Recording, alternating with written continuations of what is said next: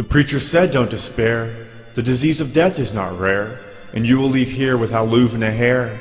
Just open your mouth and let in the air. It is even okay if you shed a tear, for that would not be rare. He made me feel very swell by his magical spell, and I stopped dwelling on my fear, for I trusted all would be well. I tell you, beware of such an affair where you say a prayer and it's promised you'll be an heir, and that your soul be spared.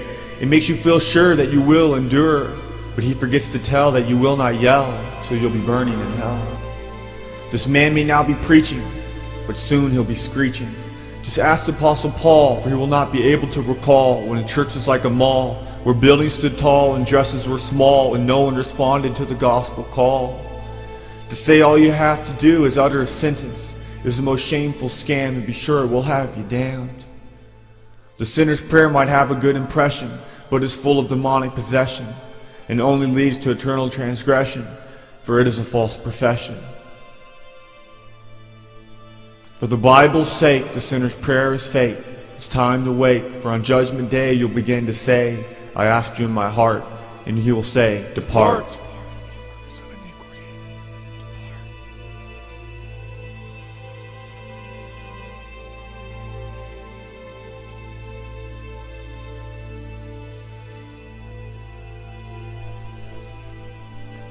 Every Sunday morning, I would wake up and go to church and participate in the greatest idolatry you could ever imagine.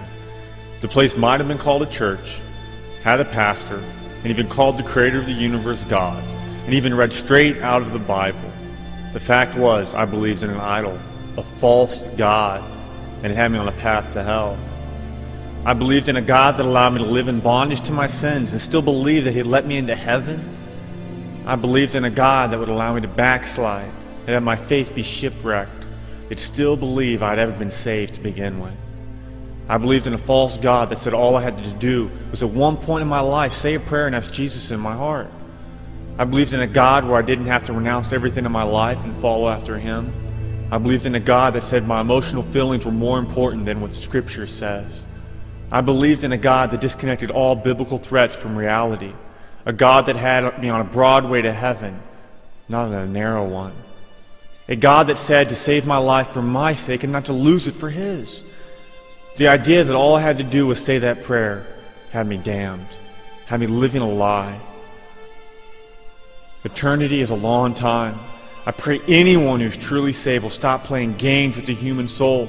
The true gospel of Jesus Christ is not one to distort. It's a gospel that will clear out the pews from the churches. For people love their sin and don't want to give it up.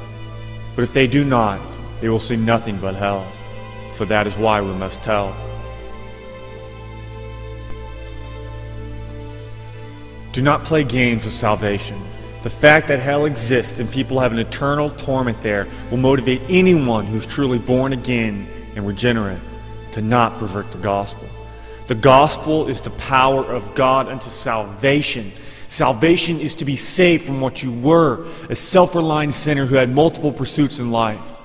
If you're living in the darkness and rely on a prayer you said years ago to save you, then mark it in the book. You're damned. The evidence that you are saved is that you no longer rely on yourself. You no longer live in bondage to sin. That you will seek God to be glorified in your life. You will love Christ more than anything, because He replaced that heart of stone and He gave you that heart of flesh, and He caused you to walk and obey His statutes. When you seek for God to be glorified, there will be a full-fledged war against all sin that is in your life, for nothing else will matter but Christ. Nothing. Biblical salvation is simple. God saves you, and He becomes your very life. Millions are on the way to hell, yet believe they are not because the sinner's prayer. And that's what it is.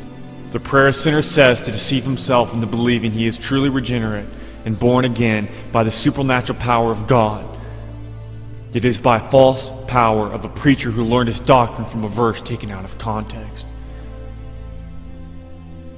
Don't be deceived.